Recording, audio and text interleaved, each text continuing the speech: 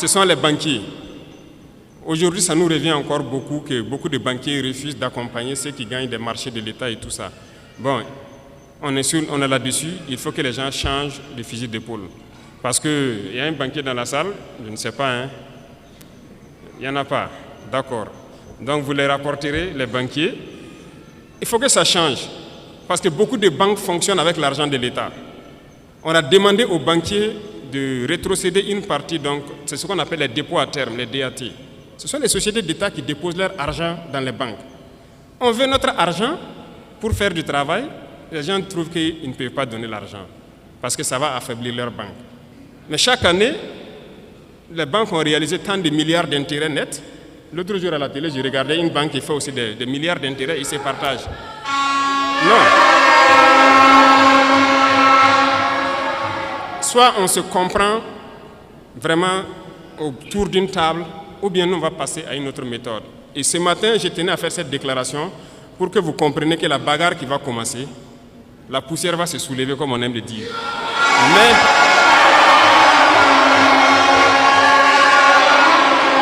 il faut que vous-même vous fassiez attention, parce que ce sont les mêmes qui vont passer derrière pour intoxiquer, pour créer des mensonges et amener les gens à se détourner de l'essentiel. Il y en a déjà qui essaient, on voit beaucoup de gens qui font des vidéos pour laver les images de certains et tout ça. Faites attention. Et il y a beaucoup de petites entreprises qui ferment parce qu'ils n'arrivent pas à payer les salaires des employés et tout ça. Ils ont des factures déposées au trésor, on n'arrive pas à payer. Mais c'est ça, on dit de donner une partie de notre argent en banque. On va payer ces entreprises pour qu'ils puissent fonctionner. Et les gens sont en train de réfléchir avec l'argent. Vous pensez qu'on peut laisser ça comme ça?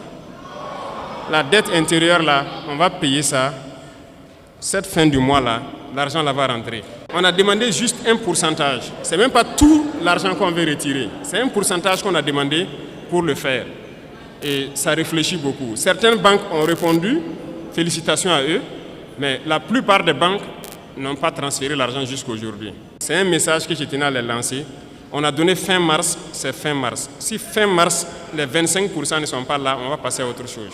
Vous êtes prévenus et que la manipulation ne doit pas continuer. Parce que ce sont généralement ceux qui sont victimes de ça, ce sont les couches les plus pauvres en fait, du pays. Il est employé dans une petite entreprise, il a peut-être son 50 000, son 100 000 par mois.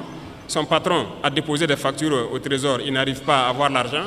Lui, il va perdre son emploi, toute sa famille souffre, pendant que d'autres sont en train de faire des milliards d'intérêts par mois ou par an. Non, ça ne va pas marcher.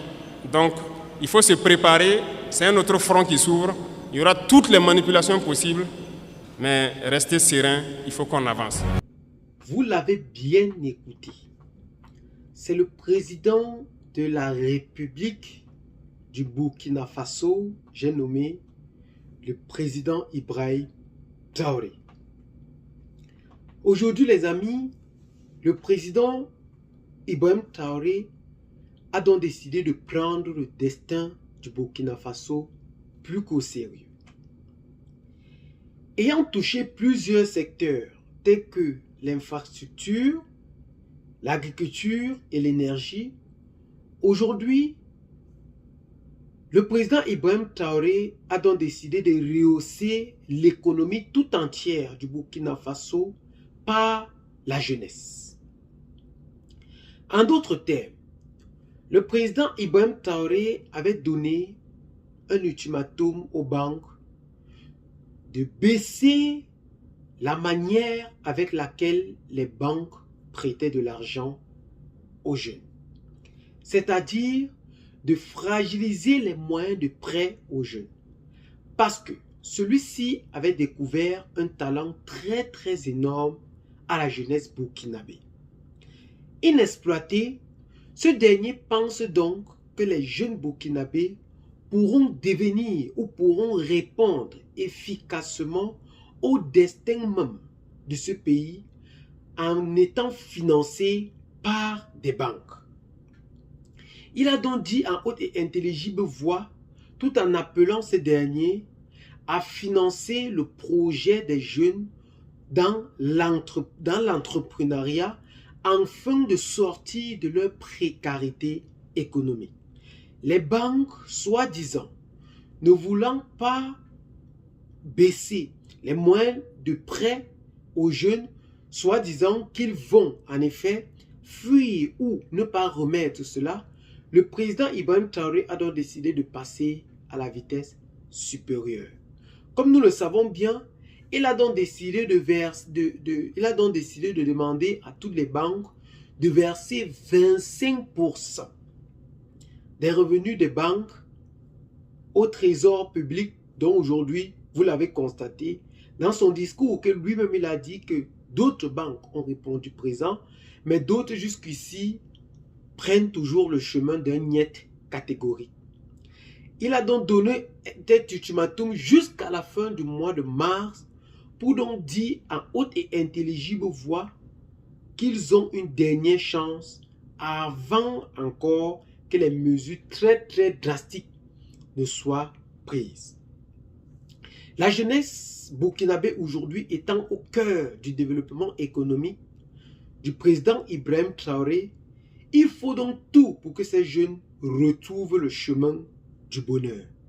Et ce chemin du bonheur passe évidemment, sans nul doute, par rompre avec cette précarité sur le plan économique dont la famine.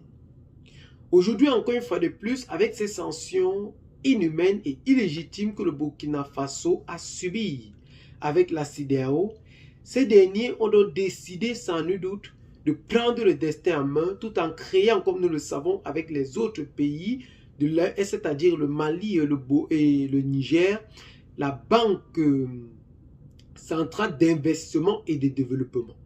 De l'AES, c'est une banque de l'AES qui aujourd'hui a un capital de 500 milliards de francs CFA, qui a donc décidé d'investir dans les trois domaines, comme nous l'avons précité, le domaine infrastructurel, le domaine énergétique et le domaine agricole. Pour les premiers développements de cette banque, ils ont donc décidé d'investir d'abord sur les routes, sur l'énergie et sur les chemins de fer. Pourquoi ils ont donc choisi cette stratégie?